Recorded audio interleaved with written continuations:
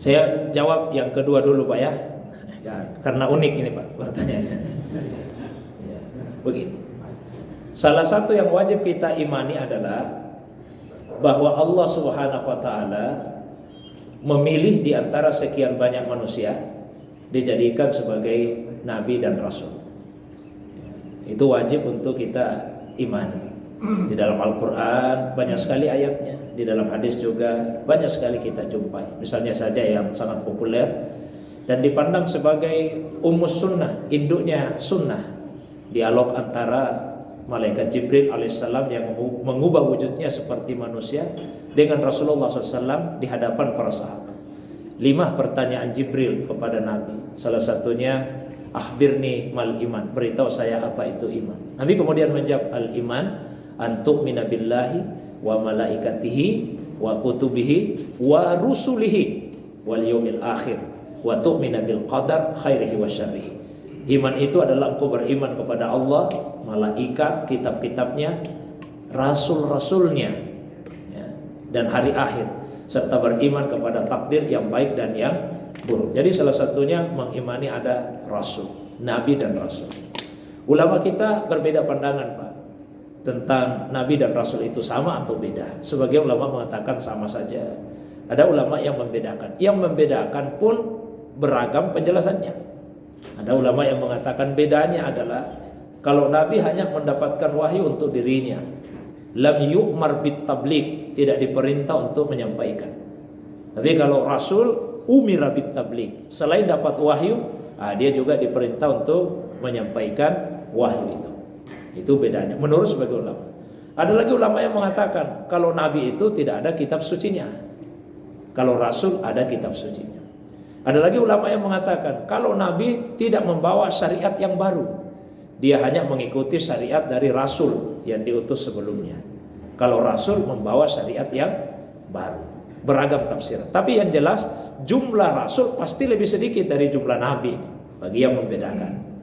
Nah, di dalam sebuah riwayat yang terdapat di dalam kitab tafsir Ibnu Katsir itu disebutkan jumlah nabi itu sebanyak 124.000. 124.000. Jadi kadang-kadang, mohon maaf, anak-anak itu diajari kurang tepat. Ya, biasa anak-anak diajari jumlah nabi dan rasul berapa? 25. Itu keliru Pak itu. Ya. 25 itu bukan jumlah nabi dan rasul. 25 itu nama nabi dan rasul yang disebut di Al-Quran. Jadi yang disebut namanya di Al-Quran itu 25. Karena itu yang disebut, itu yang wajib kita imani. Yang tidak disebut namanya tidak wajib kita imani. Ya. Wajib kita beriman mereka ada, tapi kita tidak imani siapa-siapa namanya. Kan misalnya katakanlah di Injil apa, disebut beberapa nama nabi. Di Taurat, perjanjian lama, perjanjian baru, sekarang disebut beberapa nama nabi. Tapi kita tidak wajib mengimani. Ada nabi yang seperti itu namanya, karena tidak disebut di Al-Quran. Nabi juga tidak sebutkan. Ya. Ini tidak wajib untuk kita imani. Yang wajib diimani itu yang 25, karena itulah yang disebut di dalam Al-Quran.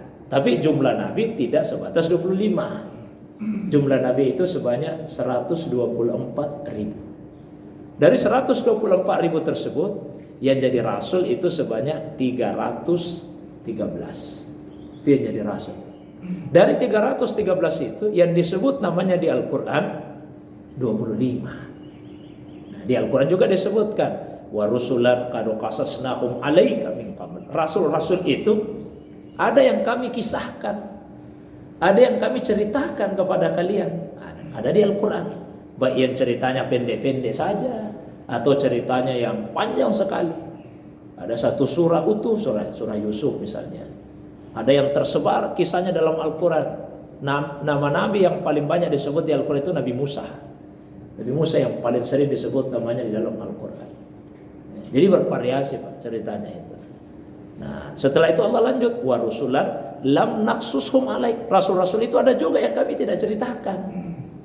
Jadi wajib kita imani ada rasul selain 25 itu. Nah, tapi untuk memastikan apakah ini nabi dan rasul, kita tidak bisa pastikan. Seperti tadi disebutkan qaul hujjah. Bagi sebagian orang, nabi ini karena dilihat tuh ajaran-ajarannya. Ya. Tapi yang lain mengatakan tidak bisa kita memastikan itu.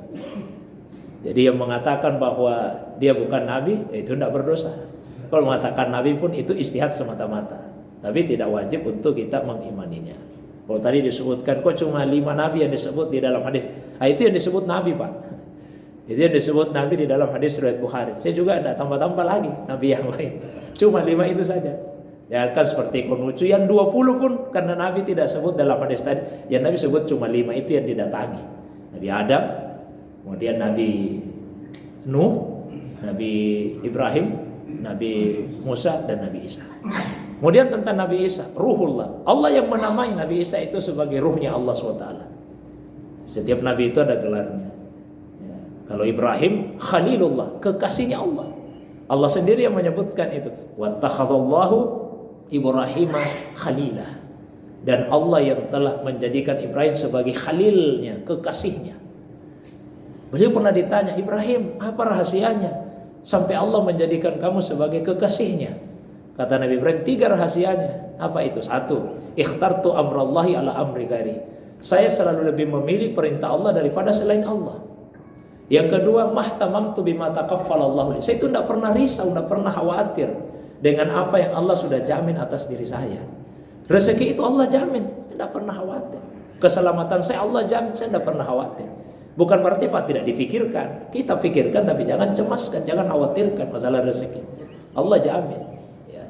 Kemudian yang ketiga, nah ini paling bagus ini yang ketiga rahasia. Kata Nabi Ibrahim, ma ta'asyaitu wa ma taghaddaitu illa ma'addaib. Saya itu tidak pernah makan di siang hari dan di malam hari kecuali disertai tamu. Tidak pernah Nabi Ibrahim itu makan sendiri. Selalu ada tamu yang menemaninya. Kalau tidak ada yang datang ke rumahnya, beliau keluar rumah cari orang untuk bisa menemaninya makan. Ini istimewa Pak. Kalau kita bisa setiap mau makan itu tidak sendiri, cari orang yang bisa menemani kita. Tapi bukan kita yang minta ditraktir, Pak, kita yang traktir ya. Nah, itu Ibrahim. Nabi Musa itu digelar Kalimullah, yang pernah bicara dengan Allah. Karena Allah sendiri yang menyebut wa kallamallahu Musa taklima, dan Allah berbicara kepada Nabi Musa. Nabi Isa digelar Ruhullah, ruhnya Allah Subhanahu wa taala. Kenapa disebut ruh? Ibaratnya segala sesuatu itu ada zahirnya, ada batinnya. Jadi ada aspek luarnya, ada aspek dalamnya. Termasuk kita ini manusia. Ada zahir kita, ada batin kita. Jadi ada aspek luar kita, ada aspek di dalam diri kita. Nah, aspek yang dalam itu yang lebih pure, lebih murni, dia lebih suci. Nabi Isa alaihissalam karena begitu mulianya, begitu sucinya, begitu murninya, beliau tidak pernah melakukan kesalahan. Kalau tadi 5 nabi itu semua menyebutkan kesalahannya. Nabi Adam, saya pernah melanggar larangan Allah. Nabi Musa, Nabi Nuh, saya pernah berdoa, doa yang tidak pantas. Nabi Musa, saya pernah membunuh. Ya. Kemudian Nabi Ibrahim, saya pernah berdosa. Tapi kalau Nabi Isa, meskipun beliau katakan diriku, tapi beliau tidak menyebut satu pun kesalahannya. Saya pernah begini. Nabi Isa tidak menyebutkan itu. Karena begitu sucinya Nabi Isa alaihissalam itu, sehingga beliau digelari sebagai ruhnya Allah SWT. Seakan-akan beliau tidak punya zahir, yang ada hanya batin saja, karena begitu sucinya. Tapi kalau ruh kudus itu sebetulnya malah gelarnya Jibril alaihissalam. Jibril itu banyak Pak gelarannya. Jibril, dia digelari dengan Ar-Ruh Al-Amin, ruh yang terpercaya. Ya, Jibril juga digelari dengan Ar-Ruh Al-Qudus, ruh yang suci. Itu malaikat Jibril alaihissalam. Mungkin itu Pak, itu 2 pertanyaan awal. Wallahu a'lam bishawab.